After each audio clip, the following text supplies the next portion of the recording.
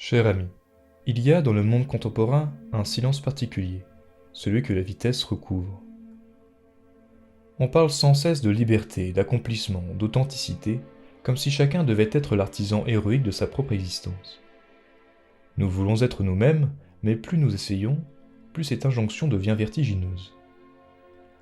Dans les miroirs multiples des écrans, des attentes sociales et des idéaux que nous poursuivons, notre visage semble se dissoudre. C'est là que le mot de Kierkegaard, le désespoir, retrouve en nous une puissance inattendue. Ce mot pourtant ancien n'a rien perdu de sa force. Il ne désigne pas ici la douleur ou la dépression, mais une fracture au cœur de l'identité, un malaise de la conscience qui ne sait plus comment s'accorder avec elle-même. L'être humain, disait Kierkegaard, est une tension entre le fini et l'infini, entre la contrainte et la liberté. Ce n'est pas une théorie métaphysique, c'est une expérience quotidienne. Nous oscillons entre ce que nous sommes et ce que nous voudrions être, entre nos limites et nos possibles, et c'est dans cet écart que le désespoir s'installe. Mais là où le penseur danois invoquait Dieu comme point d'équilibre, notre époque ne trouve plus que le vide ou le vertige. Nous avons remplacé la transcendance par la performance, la foi par la maîtrise de soi, et le salut par le développement personnel. Pourtant, la blessure demeure. Sous des formes nouvelles, anxiété, perte de sens ou fatigue d'être soi, le désespoir kierkegaardien réapparaît non plus comme un péché spirituel, mais comme une condition existentielle du sujet moderne, écartelé entre sa liberté et son incertitude. Dès lors, relire aujourd'hui le traité du désespoir, c'est entreprendre une enquête sur la fragilité du moi contemporain. Comment être soi dans un monde où tout pousse à se disperser? Comment habiter cette tension sans s'y perdre? Et si le désespoir, loin d'être une chute, était la clé d'une lucidité nouvelle, la conscience douloureuse mais féconde de notre condition humaine?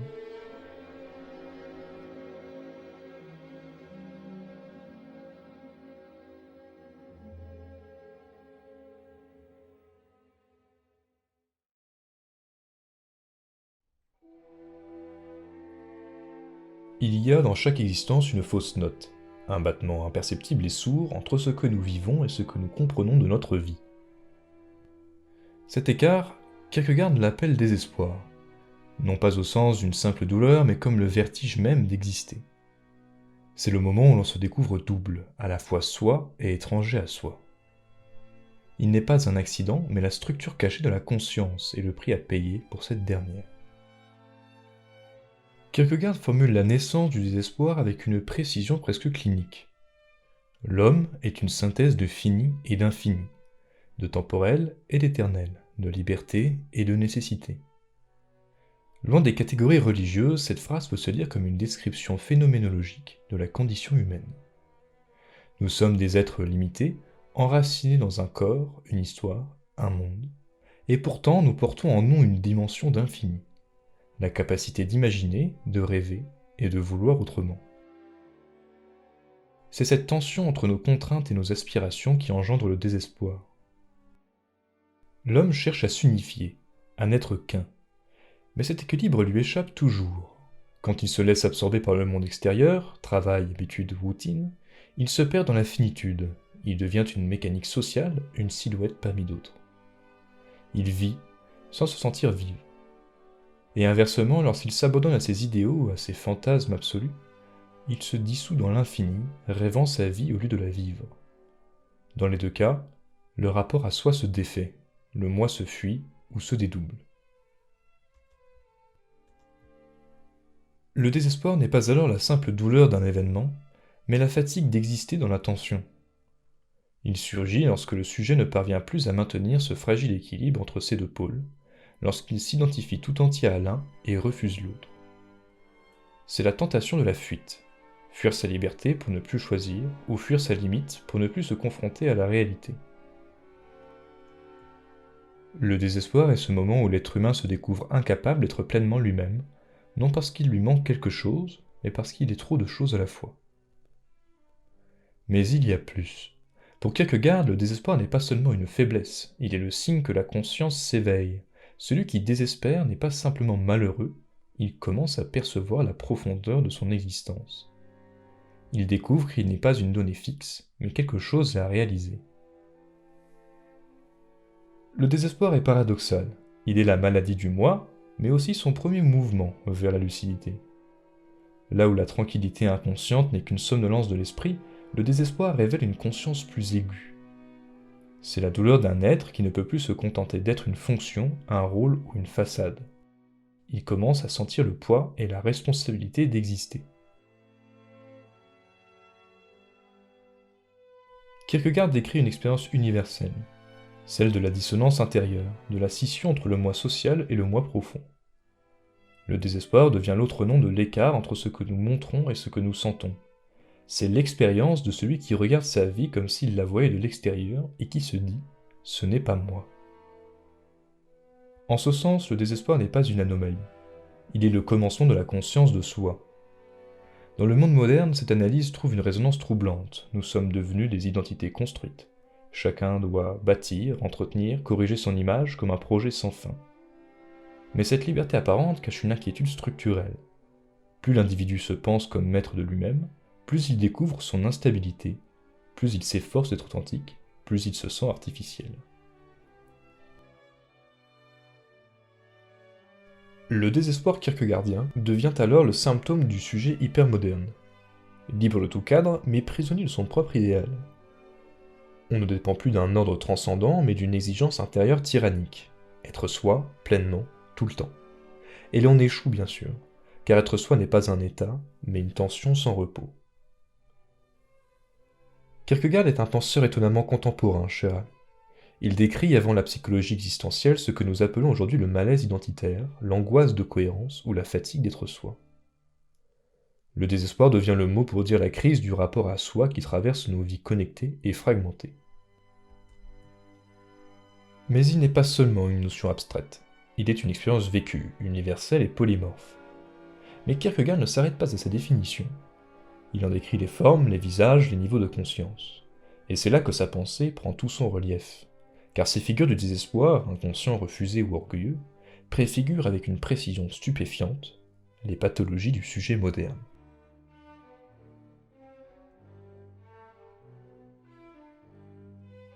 Si le désespoir est la structure intime du rapport à soi, il prend dans chaque époque un visage particulier. Au XIXe siècle, Kierkegaard voyait l'homme se perdre dans la foule, dans la routine ou l'illusion. Aujourd'hui, la foule s'est numérisée, la routine est algorithmique et l'illusion permanente. Mais le désespoir reste le même, celui d'un être qui ne sait plus où s'arrête son image et où commence son existence. Le philosophe danois distingue plusieurs formes du désespoir, correspondant à des degrés de conscience. Ne pas savoir qu'on désespère, refuser d'être soi, ou vouloir être soi sans limite. Ces formes, transposées dans notre modernité, dessinent une cartographie saisissante de nos déséquilibres intérieurs.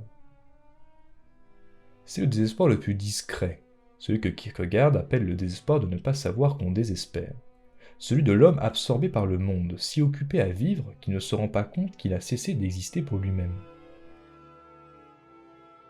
Aujourd'hui, cette forme est partout. Nous vivons dans un flux continu d'informations, d'images, de tâches et de connexions. Nous nous réagissons, mais rarement nous nous répondons de nous-mêmes. Le moi se dilue dans le mouvement incessant des sollicitations. C'est le désespoir de la dispersion. Un désespoir sans cri, fait de distraction et d'oubli. Non pas le grand drame, mais le glissement silencieux vers une existence où rien ne s'éprouve pleinement. L'individu devient un automate attentif, performant, mais intérieurement absent. C'est une aliénation douce, une fatigue sans cause, un épuisement de soi dans l'accélération. Le désespoir moderne ne se manifeste pas toujours par la douleur, mais par l'incapacité de se sentir. Ce désespoir inconscient est peut-être le plus redoutable, car il remplace la profondeur par le flux. Il nous prive du contact avec notre intériorité, cette zone silencieuse où l'on peut encore se retrouver soi-même. Sans ce recul, il n'y a plus de conscience de soi, seulement un mouvement perpétuel, une agitation qui imite la vie. Puis vient une forme plus consciente, le désespoir de ne pas vouloir être soi. L'individu sent qu'il y a en lui un vide, mais il refuse de le regarder. Il cherche à s'échapper de lui-même en se recréant à travers des images, des rôles ou des doubles. Kierkegaard décrivait déjà ce mouvement. L'homme qui veut être autre, qui se déteste pour ce qu'il est, et s'invente une entité fictive. Mais dans notre monde saturé de visibilité, ce désespoir a pris une ampleur inédite. Les réseaux sociaux en sont le théâtre, chacun s'y fabrique un personnage, une version alternée de soi, espérant que cette figure projetée le sauvera de son incomplétude. Nous comparons nos vies à des existences filtrées. Nous mesurons notre valeur à la reconnaissance extérieure. Ce n'est plus seulement un malaise intime, c'est une pathologie culturelle. Là où Kierkegaard parlait du refus de son moi véritable, nous pourrions parler d'un moi spectral, un être fait de reflets et d'attentes, de désirs importés qui ne sait plus ce qu'il veut. Le désespoir devient ici le produit d'une tension insoluble. On veut être unique, mais on se modèle sur les autres. On veut être libre, mais on dépend du regard d'autrui. On veut être vrai, mais on se raconte sans cesse. Le désespoir moderne n'est plus le silence du vide, mais le bruit des identités qui s'épuisent à se justifier. Ce désespoir du refus de soi traverse nos existences sociales. C'est celui de la fatigue d'être soi, c'est-à-dire la lassitude d'avoir à se fabriquer sans cesse une cohérence, une quête infinie de légitimité, où chaque image de soi efface la précédente. Enfin, il y a le désespoir le plus subtil, celui que Kierkegaard appelait le désespoir orgueilleux, vouloir être soi par soi seul, sans dépendre d'aucun lien, d'aucune limite. Dans un monde qui célèbre la réussite individuelle, cette forme est devenue presque idéologique. Nous avons fait de l'autonomie un absolu, chacun doit être la cause de lui-même, maître de ses émotions, auteur de sa trajectoire. Mais cette promesse d'indépendance se retourne souvent contre nous. L'exigence de tout contrôler conduit à une anxiété permanente, peur de l'échec, sentiment d'imposture, ou épuisement à force de vouloir tout maîtriser.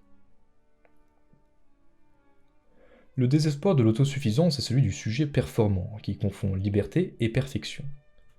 C'est la logique du je peux tout qui finit par se heurter à la réalité. La modernité transforme la liberté en fardeau. Ne dépendre de rien, c'est aussi ne plus savoir s'appuyer sur rien. Cette figure rejoint l'effondrement du moi sous le poids de ses propres ambitions. Le désespoir orgueilleux devient la maladie de l'excès, excès de volonté, de maîtrise, d'idéalisation. L'homme moderne se prend pour son propre créateur et s'épuise sur cette tentative impossible. À force de vouloir se construire tout seul, on finit par se perdre de vue. Ces trois visages, le moi distrait, le moi fuyant et le moi surchargé, ne sont pas des maladies isolées mais des variations d'un même déséquilibre. La difficulté de s'accorder à soi-même, dans un monde qui multiplie les sollicitations et les possibles. Le désespoir moderne n'est pas une tragédie ponctuelle, il est le climat général d'une époque qui a remplacé le sens par la performance et la profondeur par la visibilité. Mais il y a, au cœur même de cette lucidité, une possibilité de dépassement, car reconnaître ces déséquilibres, c'est déjà commencer à sortir de l'illusion. Le désespoir peut devenir, comme le pressentait Kierkegaard, le moteur d'une prise de conscience, la douleur qui pousse à la réconciliation intérieure. Ainsi, le désespoir n'est plus seulement un diagnostic, il devient une invitation à la lucidité. Sous ses formes modernes, distraction, comparaison, surperformance, il révèle un besoin profond d'unité et de sens. Mais comment dépasser cette fracture sans renier la liberté qui la rend possible? Comment transformer le désespoir en force de maturation, en équilibre existentiel, sans chercher à l'effacer?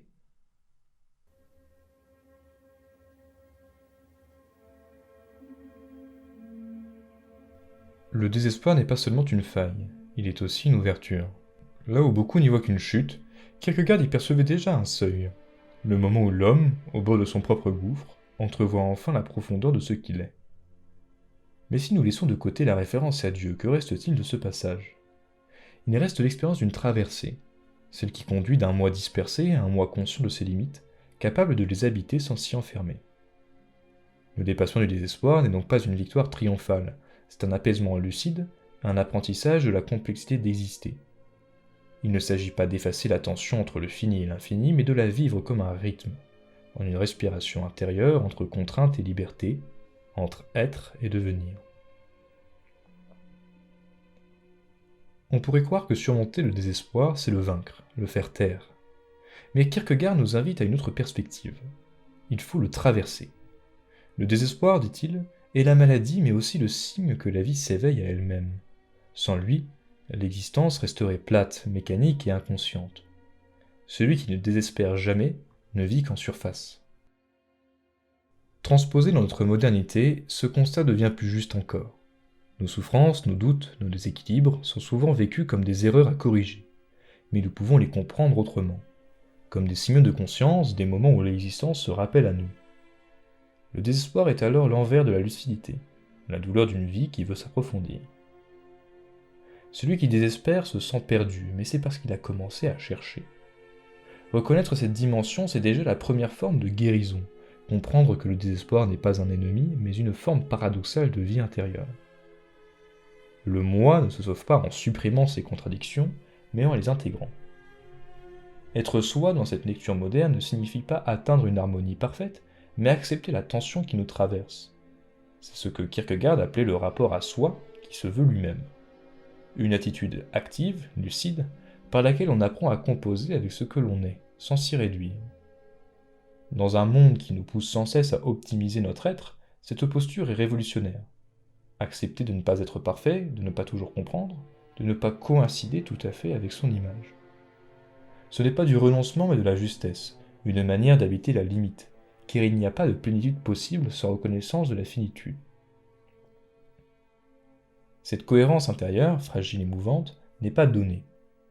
Elle se tisse dans le temps, dans l'attention, dans la capacité à se réconcilier avec ses propres contradictions. L'équilibre n'est pas le repos, mais la danse entre deux déséquilibres. Si le désespoir est inévitable, il peut devenir fertile. Ce n'est plus la maladie à fuir, mais la matière même d'une existence consciente. De la même façon qu'une blessure cicatrisée devient plus solide que la peau intacte, une identité traversée par le désespoir peut devenir plus vraie, plus dense et plus humaine. Car c'est souvent au bord du vide que se révèle ce qui compte vraiment. Quand tout vacille, les illusions tombent, les rôles, les façades et les certitudes. Ce qui demeure alors, c'est un noyau d'authenticité, quelque chose de simple et de nu. Cette lucidité douloureuse n'est pas une fin, mais un commencement. Elle ouvre la possibilité d'une vie plus sobre, plus accordée, où la quête de perfection cède la place à une forme d'attention, de présence et d'humilité. C'est là que le désespoir, dépouillé de son pathos, devient une école d'existence. Il apprend à vivre sans illusion, à aimer malgré la fragilité, et à penser à hauteur d'homme. Le désespoir n'est pas la fin du sens, mais le moment où l'on cesse de le chercher ailleurs. Kierkegaard nous invite à une éthique de la lucidité, à une fidélité à soi qui n'exclut ni la faille ni la contradiction. Son désespoir devient le miroir des crises contemporaines. Il ne s'agit plus de les guérir, mais de les comprendre pour en faire des lieux de croissance. Dans un monde où tout va vite, où l'identité se vend et se mesure, cette sagesse a la saveur rare de la lenteur. Elle nous apprend que l'existence n'est pas un projet à réussir, mais une énigme à habiter. Le désespoir, dès lors, n'est plus le signe d'un échec, il est le rappel silencieux que vivre n'est pas un programme, mais une expérience. Cher ami, le désespoir chez Kierkegaard n'est pas un abîme où l'on chute, mais un miroir où l'on se découvre. Il devient l'expérience fondamentale du sujet moderne, celle d'un être qui se cherche dans un monde saturé d'images, de choix et de vitesse. Mais loin de condamner cette faille, Kierkegaard nous apprend à la regarder, car c'est dans la fissure que passe la lumière de la conscience. Le désespoir, accepté, cesse d'être une maladie, il devient un exercice de lucidité, un travail de vérité sur soi. Vivre, dès lors, ne consiste plus à fuir la contradiction, mais à la transformer en respiration intérieure, entre ce que nous sommes et ce que nous pouvons être, entre nos limites et nos désirs. Il nous rappelle que la vie n'a pas besoin d'être parfaite pour être juste, qu'elle vaut d'être vécue, non parce qu'elle promet un sens, mais parce qu'elle nous invite à le créer. Et peut-être est-ce là, dans ce geste fragile et obstiné de continuer à se chercher au cœur du doute, que se joue encore aujourd'hui la dignité lumineuse de l'humain.